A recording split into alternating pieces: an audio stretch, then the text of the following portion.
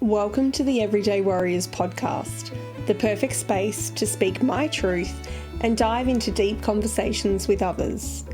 This podcast is about celebrating everyday warriors, the people who face life's challenges head-on, breaking through obstacles to build resilience, strength, and courage. Join me, your host, Trudy Marie, as I sit down with inspiring individuals who have fought their own battles and emerged stronger, sharing raw, real, and authentic stories in a safe space, allowing you to explore, question, and find your own path to new possibilities. Let us all embrace the warrior within and realize that while no one is walking in your shoes, others are on this same path, journeying through life together.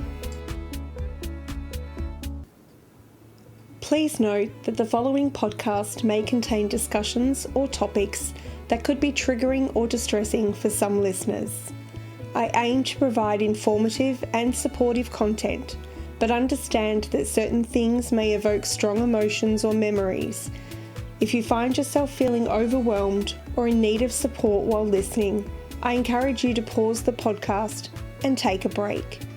Remember that it is okay to prioritize your well-being and seek assistance from trained professionals. There is no shame in this. In fact, it is the first brave step to healing.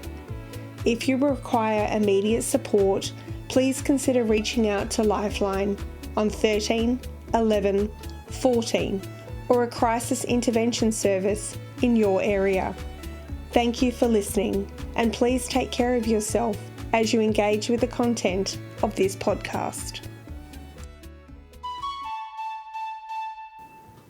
Love the Everyday Warriors podcast? It would mean the world to me if you were to leave a 5-star review to ensure that the Everyday Warriors podcast is heard by more listeners around the world. You can also support the show for as little as $5 with a one-time donation or by becoming a monthly subscriber. Your contribution helps me to continue bringing you inspiring stories of everyday warriors who overcome challenges to find strength, resilience, and new possibilities in life. Head to the link to buy me a coffee and fuel the next episode. Every bit counts. If you're looking for an inspiring story of resilience, healing, and rediscovering yourself, then my book, Everyday Warrior From Frontline to Freedom, is for you. It is my memoir of hiking the 1,000-kilometre Bibbulmun Track, a journey that was as much about finding my way back to myself as it was about conquering the trail, through the highs and lows and everything in between. This book is taken from my journals and is my raw and honest experience of overcoming trauma and embracing the strength within. Grab your copy now. Just head to the link in the show notes and let's take this journey together. Welcome to another episode of the Everyday Warriors podcast. And today I have a guest calling in all the way from New Zealand. So yes, there is about a 5-hour time lag between us having this conversation. But I would like to welcome Rosie to the podcast. Thank you, Trudy. It's so lovely to be with you today. I'm so glad to have you, and I'm also honoured that this is your very first podcast that you're on. So I'm glad that I'm the person that you got to chat to and have this experience with. It's really exciting, actually. I'm glad you're excited. Some people can be very stressed, but I'm glad you're on the more positive vibes. It's such a good thing.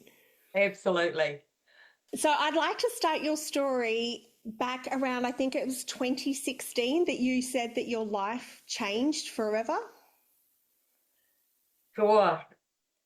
I was a research nurse in my former career, and in mid-2016, I slipped over in the wet, putting out the rubbish bin, and hit my head on a concrete pillar.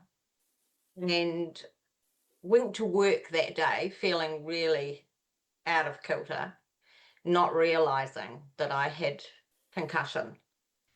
And then kept pushing and pushing to try and go back to work, and ended up having to leave my 42-year career about 18 months later. So that's really where it started. I had not been taking care of myself very well. And I think that was a sign from the universe to start looking after myself.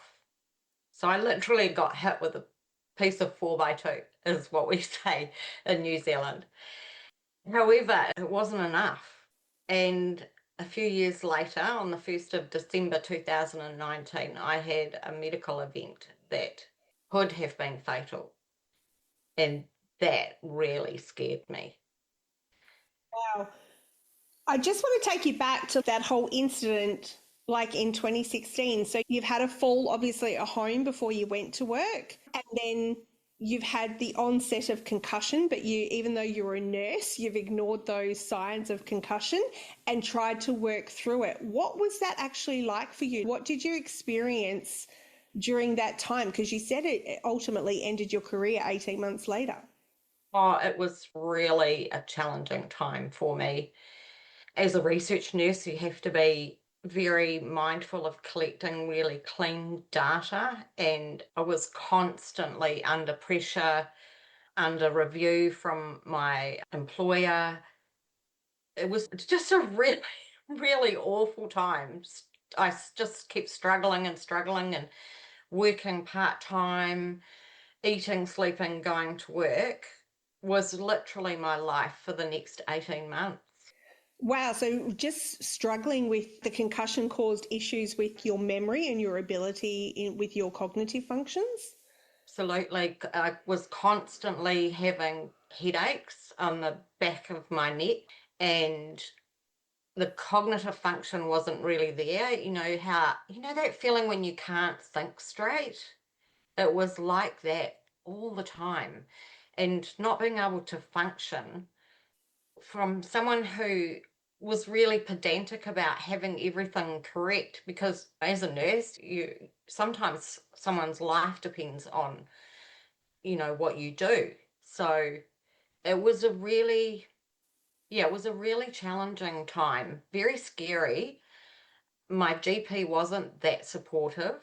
She thought, oh no, you're too far down the track to have concussion. Didn't do any kind of follow-up care or anything like that. So I ended up changing my GP, and as a consequence of that, actually managed to get a proper assessment done. And they did find that I had post-concussion syndrome. By then it was 14 months down the track. So yeah, struggling every day. It didn't do a lot for my self-worth and my self-esteem, constantly being under pressure like that and feeling like why can't I do my job properly, and being told that you don't have post-concussion syndrome when you actually do. You've got nowhere to go with that. I can only begin to imagine, like you said, you were a research nurse or had been a nurse for 40 plus years and now was struggling to do the basic day-to-day functions that you were supposed to be doing at your work. And as somebody who, like you said, is so particular and organized, and you have to be being a research nurse, that's now stripped away from you. So I can only begin to fathom how much confidence you would have lost during that time, because who you know yourself to be is no longer that way anymore. Absolutely not. I felt like I'd completely lost my identity during that time. I'm trying to do this job to the best of her ability, and finally realizing that I couldn't continue doing it and having to leave that career. That was a huge blow. I totally get that that must have been awful, and especially not having the support of your medical practitioner, like your GP, to let you know what was going on. So having the foresight to be able to find an alternative person to actually correctly diagnose you so that then you could get treatment and heal what was going on. So that was a positive step, but then you said fast forward to 2019 and you had a medical episode which then changed your life again. Absolutely. That was a real shocker. So I had not been feeling well for a while and couldn't put my finger on anything. My new GP then couldn't put her finger on anything either. It was really random. I woke up one morning at 4 o'clock in the morning and I'm like sick and tired of feeling sick and tired, and decided I would get up and go downstairs and do some painting because I'm an artist. And so I put the kettle on for to make a cup of tea, started mixing up some paint, and the next thing I'm on the floor, vomiting, the whole world is spinning. I had no idea what was happening. I had the foresight to be able to reach up with my arm on the bench and grab my phone and ring an ambulance. So it turned out that I had what was called an atypical stroke. So I had no stroke symptoms. Sorry, I didn't mean to say most people who have a stroke will have symptoms like drooping on one side, loss of power on one side, maybe drooling. I had none of that. There was nothing. And it wasn't until I had a visit from a neurologist who asked if I'd had a previous head injury.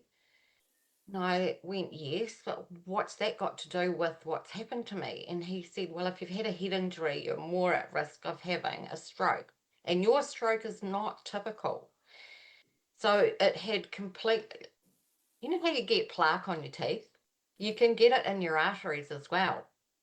And so this 4.5 centimetre piece of plaque had sheared off the cerebral artery, so in the back of my neck on the left-hand side, and that caused a blockage, which then affected my vestibular system. So your vestibular system is responsible for your balance and your spatial awareness. And I was really sick. So I spent 12 days in hospital. The first sort of 6 days, really, I was on IV fluids because I couldn't eat, I couldn't drink, or like tiny sips of water, because I was still feeling so nauseated. So it took them 6 days to get the medication right in order for me to start to be able to have fluids, and then consequently after that having food. That was a pretty scary time. Not being able to, I wasn't able to move in the bed very much. Couldn't get up and go to the toilet or anything. It was all bed bound for 7 days actually. Not being able to move my eyes up or down or left or right because it would make me feel nauseated, and just really having to take things very, very slowly. Wow. If the first, like you said, getting hit by a 2x4, as what you say in New Zealand, didn't happen in 2016, then you got dealt another one in 2019, that this was your chance to really slow down and look after yourself, because that must have been, I mean, if the first time wasn't a harrowing experience dealing with everything that led to the loss of your career, but now this was like physical, you had to stop. There was no two questions about it. Absolutely. It was the wake-up call I needed. What happened after that? What led, you're obviously in hospital for that 12 to 14 days. How did life change after that? It was very slow, very, very slow. And that was necessary, Trudy. I couldn't even walk to my letterbox, which was less than 10 metres from my front door. So I needed help at home with tasks, and I was independent with being able to shower myself. However, I couldn't do anything at home like cleaning the bath or the shower or making my bed or doing washing or anything like that. I was wiped out, completely wiped out. So I slept a lot Were during you the living first. alone at that time, or did you I have a was partner or children or anything with you? living alone. Yeah. Oh, wow. So not only are you dealing with this whole experience, but you're doing it solo. And if you hadn't already lost your confidence in losing your career, you're now literally back to being dependent on other people just for day-to-day survival. Hmm. Yes. And I had to surrender to that. which is really ironic because as a nurse, you take care of everyone else and you put yourself last. And that was like payback time. Now you've actually got to put yourself first. Absolutely. I was completely forced to put myself first. And so I spent about 3 months really building up my strength and stamina, getting myself starting to do tasks at home. And one day I was lying on the couch and I thought, what's going on? What am I still doing here? Why am I alive? So I started questioning what was my purpose. And I said, what am I here for? What's the next step? And I got focused on the good stuff. So that's what I did. Because I could have actually curled up and done nothing and been depressed and all of that sort of thing. However, I had in that focus on the good stuff, I started to have a bit of hope. And hope makes a big difference in any healing journey of any sort, because if you can see that glimmer of hope or the light at the end of the tunnel or the pot of gold at the end of the rainbow, whichever way you visualize it, it's your way to keep moving forward, even if it is only one step at a time. It was definitely one step at a time. So I started focusing on what was good in my life, not what I'd been through and experienced. Yes, there was emotional healing to be done with that. However, I didn't have the capacity to do that at the beginning. I had an opportunity to start later on down the track to actually discover that my intuition had been talking to me the whole time and I hadn't been listening to it. And so I started to pay attention and started to trust myself more, if that makes sense. So this journey was like a spiritual awakening, really. When you start to consider what am I here for, what's my life purpose, I started receiving information about what that might look like for me. And every time I asked a question, it would be more revealing information about the direction that I was meant to be going. I mean, now I look back and I think both of those things were such a huge blessing. At the time, no. Now, wow.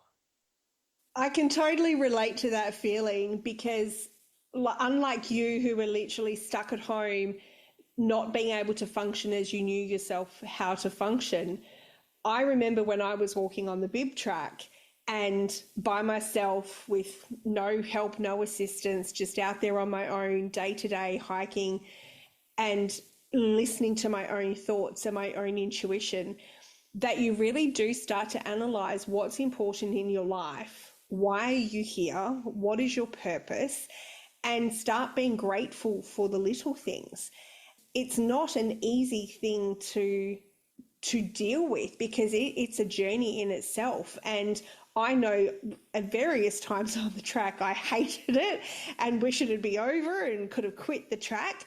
But now, a couple of years on, I look back in hindsight and I think, wow, it's probably one of the best things to ever happen to me, because you actually go inward in the true sense of the word, because it's up to you. And one of my favorite quotes is, if it is to be, it is up to me. And when you do that inward journey, life changes. Absolutely. So what I discovered is that the most important relationship I'll ever have in my life is the one that I have with myself. We only have each other, as in like ourselves. We're the only person who travels with us our whole entire lives. And know yourself intimately, right?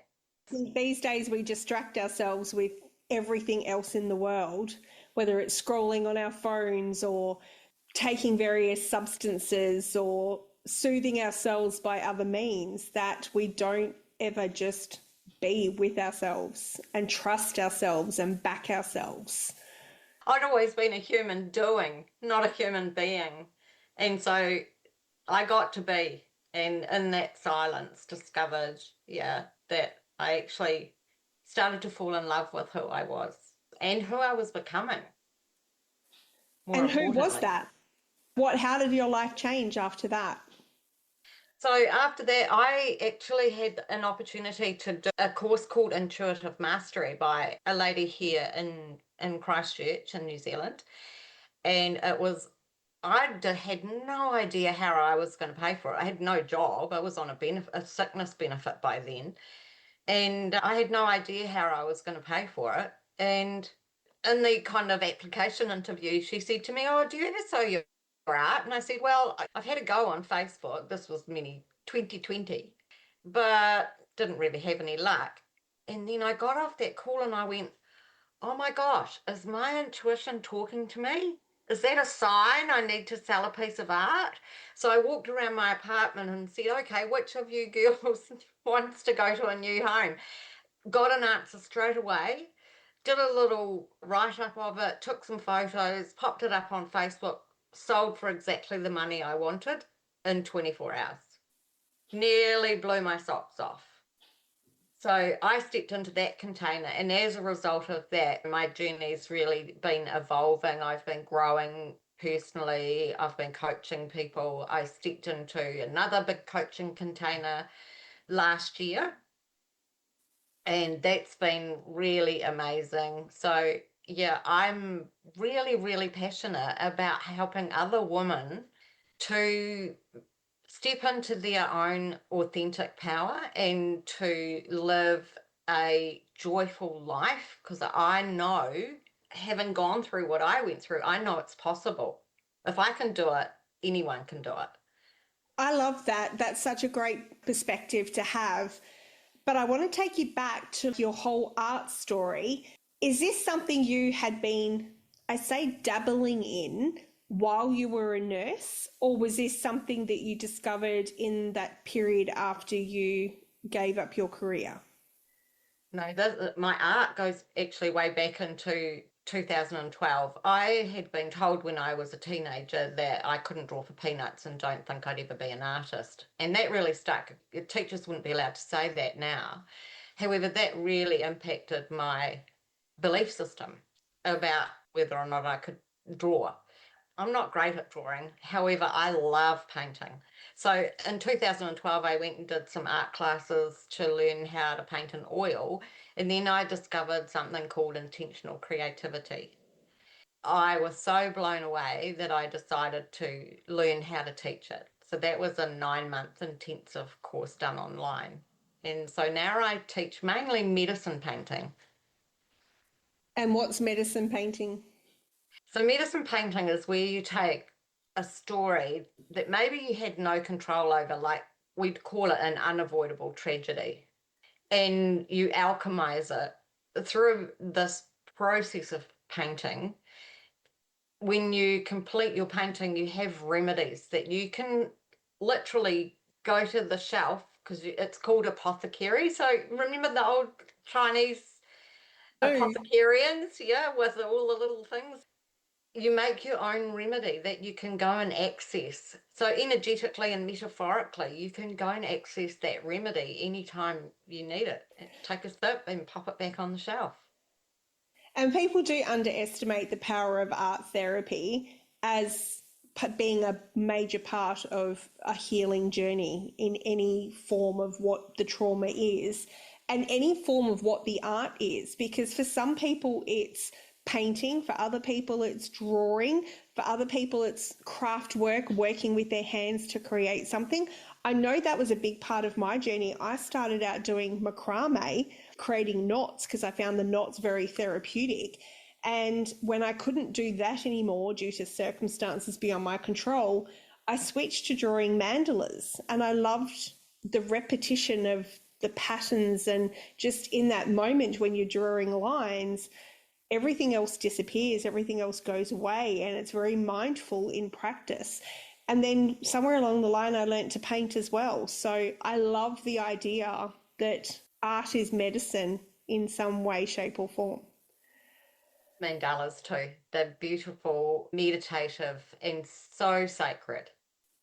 Yeah, I love to sit and draw them when I'm when my nervous system is shot and I need something to bring me back to the here and now and to the calm, it's very purposeful, very mindful in doing so. But I love the fact that you almost had this kind of imposter syndrome because you were doing this artwork. It was on your walls, but you were scared to show it to the rest of the world and Oh, yeah. believe it had any value extrinsic to yourself. Absolutely. And that is part of childhood programming. So you've probably heard about all of the stuff that we absorb when we're little mostly happens between 0 and 7. And this is stuff that I actually had no idea about. I was born into the world when children were seen and not heard, and we didn't talk about anything. Look, I mean anything. There was no conversation at all about life in general and how to behave or how to navigate your life journey. There was none of that. And that, I think that's part of why I'm so passionate. I have young grandchildren, and being able to share my wisdom with them is really great, to see them be curious as well. So now I'm off on the tangent. That's perfectly okay. Sometimes the tangent is where you discover the new, because you creating that with your grandchildren is one, releasing some kind of generational trauma because you weren't allowed to talk about it, and now you're encouraging your grandchildren and hence your children to talk about it. But you're creating this new therapy in their world that they then get to take on and do something fun with art, for example, in their world as they grow up. Yeah, and they love doing things. In fact, actually, we just a couple of weeks ago, we went to the riverbank and collected stones, and I taught them how to do a very basic mandala shape on a stone, and they loved it. There's that special time with Nana. And you can't take away those precious moments. They're special. Absolutely. Yeah, And absolutely. especially given that inside of what you've experienced in 2019, that's probably the last thing you ever thought about doing. Like, you may have thought at some stage that you may not have been around to experience those times with your grandkids. Exactly. And actually, the youngest, he was born the day that it happened. Oh, wow. So So you had a new grandchild baby, grandson, yeah, new grandson grandson born the the day day of that your it happened. stroke. So when it happened to me, my daughter-in-law was in labour. Wow. So what could have been the most devastating day actually was quite blessed in many ways, not only for the wake-up call, but for the child as well. And Yeah, he's so it such a turned out to be gorgeous a special boy. day moving Yeah, forward. yeah, very. Nice. It's in those moments that it's where the gratitude comes back in, is that you can sit there and dwell on everything that could have happened or everything that was wrong with the situation, but you've chosen to focus on, no, that was the day my grandson was born, and how we move forward from that. Well, I think I've come to understand that everything is energy. And so where you place your energy, where you put your attention is where your energy goes. And it's like I was talking about the programming before, about it's almost as if I liken it a little bit to a computer, right? Where you've got the computer hardware and then you've got the software program that's running. And that software program that's running is everything that you've been exposed to and all of the meaning and the emotion that you've added to whatever it was that happened or was said. And so I've been running a virus check and deleting all the files. It's such an awesome analogy, because what came to me when you were saying that is that if most of us have any sort of smartphone these days or any sort of computer, it constantly requires updating. And so you need to update it for it to keep working. Yet so often as human beings, we just expect to continue going with the same patterns, the same behaviors, the same values, the same everything, and still expect to run the same way we were 20 years ago. But that's never going to happen. We need to constantly update our software systems. Yeah. Yes, exactly. And if we don't, the thing is, I can't even remember who said it, but the definition of insanity is doing the same thing and expecting different results. Mm-hmm. Yeah, when you run a virus check and you delete the malware, it's the same thing. You're just minding the thoughts, right? Very true. Yeah, I love that. Like, it's such an interesting perspective.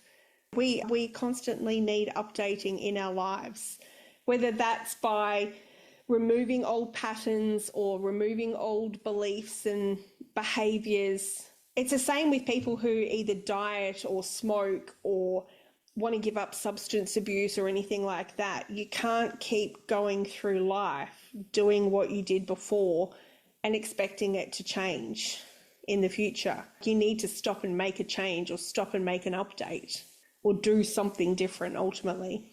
Yeah, that reminds me of that quote as Albert Einstein. I love quotes.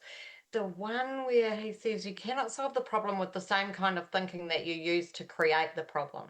It's all interwoven and all interconnected. And get me started on things like neuroplasticity and stuff like that, and I could talk for hours. And do you find that's where your scientific background as a nurse and then entering this new era that's more emotionally, energetically, spiritually driven, that you are literally combining the two? That a lot of people would see that as woo, but then being able to combine the scientific background of that into how they both interconnect? Yeah, they're weaving much more closely these days. The science and spirituality have really been a long way apart. And now they're moving much closer together. It's becoming much more mainstream and less woo. Yes, it is partly the nurse background that has me fascinated because the human body is actually a miracle. I Like, totally you don't agree. have to think about your heart beating, it just beats. You don't have to think about breathing, you just breathe. It's all automatic. I mean, wow, it's amazing. And I think we have so much more potential than we've been led to believe. And I'm on a mission to extract that, particularly for women who seem to have lost themselves or they feel like they have no voice, have been in a relationship that's stagnant, they don't know who they are, they know there's something more, but they don't know what it is. Like, it was a bit like that for me. I knew there was something more deep down inside. I just didn't know what it was. And I just kept pushing it away until those things led me to actually stop and start doing some radical self love and then start this journey of discovery. So I think it's less woo and more about discovery these days. Such a great perspective on seeing that is it is a journey of discovery. We don't know everything and we're never going to know everything, but it's discovering those new things along the way that make life better as we go. Absolutely. And I want to be the best version of myself that I can be in any given moment, whether it's down at the supermarket doing my grocery shopping or spending time with the grandchildren, reading, doing art, anything else. That's who I want to be and be that light in the world. And so many women are taking that on for themselves, being really authentic instead of thinking, oh my gosh, someone's going to judge me. And that's what I was concerned about when you were talking about not putting the art out on Facebook. I had a raging perfectionist and fear of being judged. What will people say about me? Well, who the hell cares? I'm just going to be me. And if you don't like it, that's okay. It's a shame that more people don't think that way. I come from a very similar background of the constant fear of being judged, of not being good enough, and worrying what other people think. And yet, if we can just stand in our own power and realize that there is how many billion people in this world, we don't need everyone to like us. We just need those couple of people that are essential in our inner circle to make us feel good and loved and supported, that nobody else matters in the big scheme of things. Exactly. And realizing that is part of the journey, I think. 100%.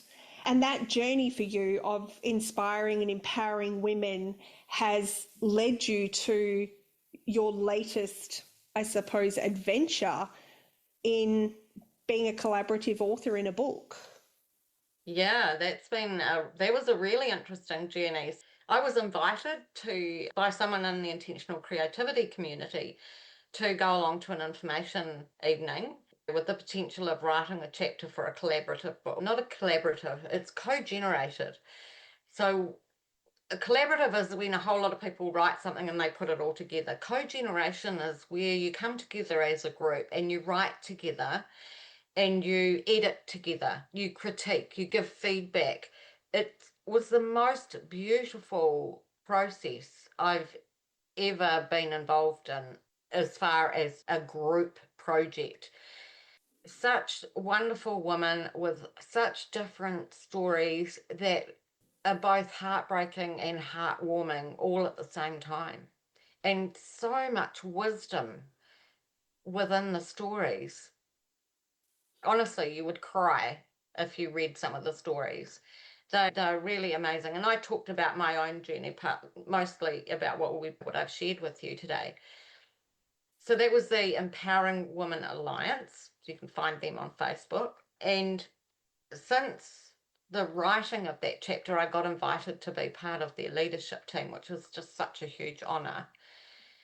It's a non-profit organization whose motto is for all women to be authentically self-expressed and unapologetically powerful. And that really aligns with my values of who I am today, the essence of who I am. So the book was released just a couple of weeks ago and we became a #1 Amazon bestseller, which was very, very exciting. It's the second book in the series. The first book in the series was also a #1 bestseller. So yeah, we're really excited. There'll be a third book starting probably next year. Congratulations. That's such an amazing way to complete that story in that era of your life that was so challenging, to have it all culminate into being a co-author in a book and to share your story, but to have it part of a group of women who are interwoven in that whole concept, that who you are today is a result of that process as well. Because even taking your journey into something new in a way that others can learn from it is so empowering. It changes the course of your life again and the trajectory of your life again. Sure does. And part of their ethos was that when you wrote your story, you needed to leave the reader with something inspiring or empowering or uplifting. That was the whole idea of this Empowering Women with Words series of books, is that all of the authors shared their story and yet left the reader feeling as if they'd received a gift from the reading of it. I love that. There's an old saying that you are the people that you meet and the books that you read. And I think when you either meet people and hear their story or you read the words of their story, that it leaves an imprint on your soul. We are never the same people we are after those experiences. So I just love the concept that you do leave the reader with a gift. Yeah. And during that process too, Trudy, I had several more revelations about who I was being in the world and what I was up to. So it really helped me make a stand for what I believed in and who I wanted to become. That's such a beautiful part of the journey too, is that you are constantly evolving through the process of your becoming. Yeah. So in saying that, What's next for you? You've said that you've become a part of the leadership group of this alliance, but what's next for Rosie? So next for Rosie is an inspiring women's wellness retreat in Bali. So I was invited to be a speaker at this 3-day retreat. So I'm off to Bali in early February. And then I have a personal journey for fun. However, the hook for me is the Tucson Book Festival. So I'll be traveling to the United States next year in March for that. It's the fourth biggest book festival in America. So I'll be going there as a #1 best-selling author. That's an exciting prospect coming up to the future. Like 2026 sounds like it's going to be absolutely amazing for you. Well, if I expect it to be epic, it will. I love the way that you look at that. That's great.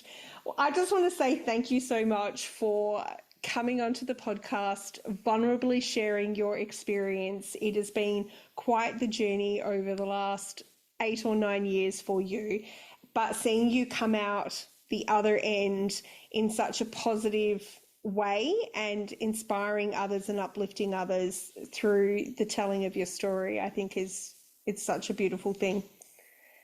Thank you so much for having me, Trudy. I've really enjoyed our time together today.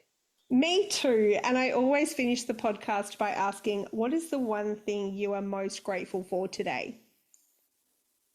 Being here with you. Like, I feel really blessed to have been invited and to have been able to share my story and inspire other women. Thank you for tuning in to the Everyday Warriors podcast.